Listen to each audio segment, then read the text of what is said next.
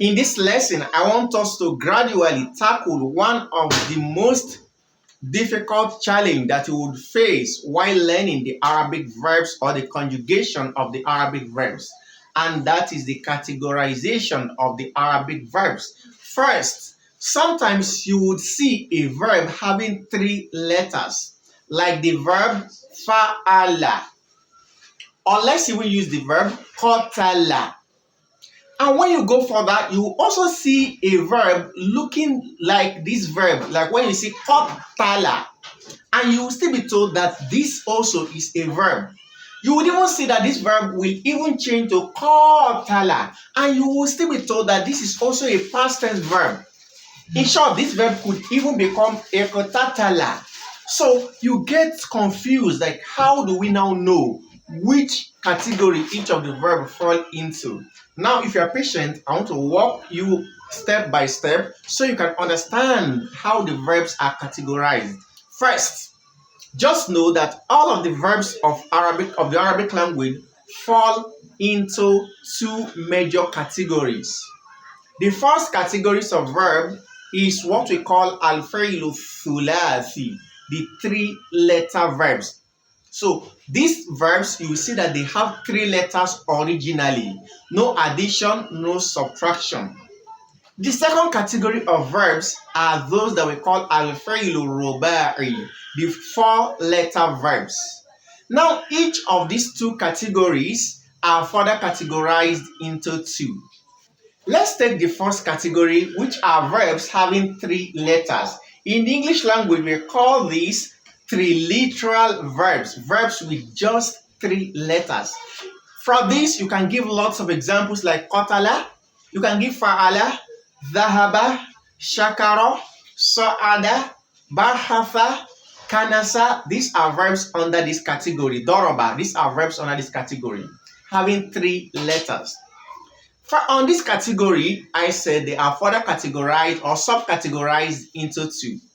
We have the al-fi'lu thulathi al-mujarrad, which means the triliteral bare verbs, the verbs which have their original letters without any addition. Any of the letters are the core letters of the verb. Then we have the second subcategory, which are called al-fi'lu thulathi al-mazid, which in our language it could simply mean the triliteral verb which have been added. They were also originally three letters, but they've been increased either by a single letter, by two letters, or even by three letters. This is to say, to break it down to your level, when we have the verb qatala, which means he killed, this is among the first subcategory because this verb, the qaf, the ta, the lam, which made up the whole verb, are the core letters. Now, to form this into the second subcategory, we could easily add a single letter. Like when I say qatala, alif has been added to the qaf to give it what? Qa, then tala. So you can see that there is a difference. Qatala, he killed. Qatala, here we have fighting, to fight, he fought. Qatala, he fought. Now, you can see the meaning is already changing. So, we can see that the verb originally had three letters, qatala. But when an addition was made, it became qatala. Do you know that another addition could even be made to make it qatala? Like when I double the ta to give what? Qatala. So when I say qatala, aliyun al-hayyata, Ali killed the snake. But when I say qatala aliyun al-hayyata, it means that something like Ali butchered. He killed the snake very well. He massacred, like he killed it maybe and pieces into pieces. He killed it extensively. So you can see the difference. So these are the first two subcategorization. The first category is that verbs having three letters. This is subcategorized into two. Those that their three letters are intact, no addition. And the second category are those which have additions. Now, we have talked about the three letters now. Let's now go to the category of the al-fi'lu ruba'i, the quadrilateral verbs, the verbs which have 4 letters. An example of this verb in the Quran, Allah subhanahu wa ta'ala says in Surah to Yusuf that what? Al-ana hashasal haqqa. This was what the Imratul Aziz, the wife of Al-Aziz, this was what she said at the end of everything, that Al-ana hashasal haqq.